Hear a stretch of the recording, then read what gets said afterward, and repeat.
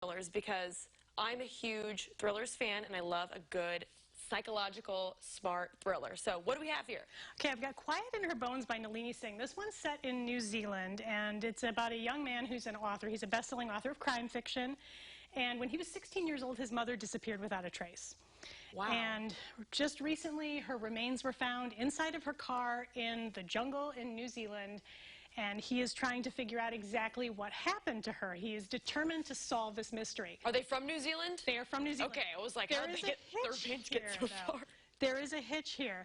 The night of the accident, he was a little out of it. He has very little memory of that. And also recently, he was in another accident, had a little bit of brain damage, head injury. So his memory is not the greatest. He's on a lot of medication. Can we trust the narrator sort of situation? It's not a particularly trustworthy narrator, and his memory comes and goes.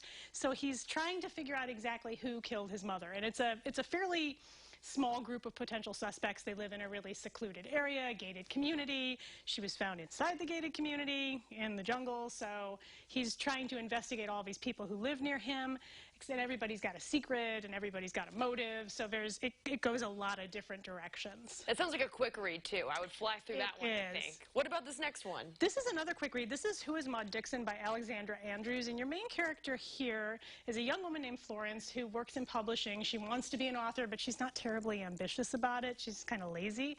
She loses her publishing job, and the next job offer she gets is an offer to be an assistant to a very reclusive, anonymous author named Maud Dixon.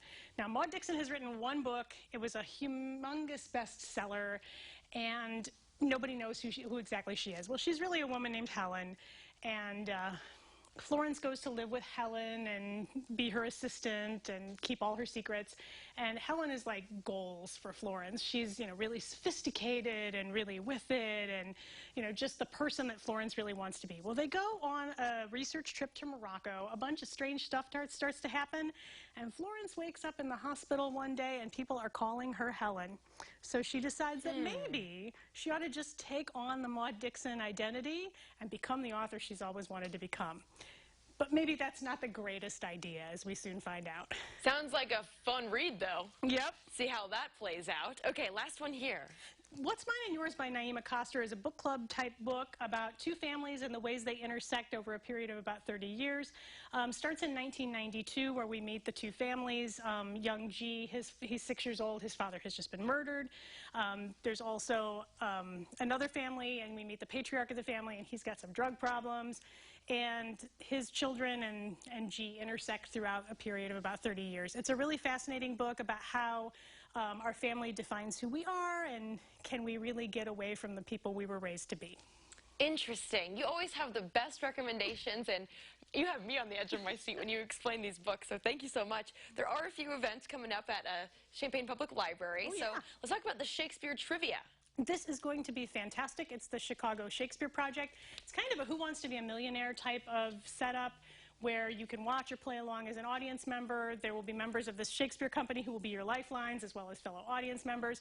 You can register at champaign.org/events and just let us know if you want to be a contestant or just an audience member. Awesome. We also have some kids' kits. Yes, we do. This peacock right here was made by one of my daughters. That is so cute. One of the take and make kits from the Douglas Branch Library from a couple weeks ago. They have new kits every Monday at 10 a.m. for school-age kids. And at the main library on Thursdays, we have kits for teens, for school-age kids, and preschoolers. If you check our calendar at champaign.org/events, it'll have all the information about what the kits are, as well as a preview of what they look like. Now, my kids made this on their own. It required 0 parental involvement, which was fantastic. Is she watching right now? She's watching right now. Way to go. Great peacock. And love it. It comes with everything you need, including things like glue. So, awesome. Thank you. Really quickly, one last thing. We have this International Children's Book Day event. Yep, that's coming up April 2nd, and it's a bunch of stories from around the world read by our librarians. It'll be an all-day event. And once again, that's champaign.org/live to watch that. Awesome. Nanette, you are the best. Thank you so much. We will connect you guys to Champaign Public Library. All you got to do is go to CILiving.tv. Thanks again.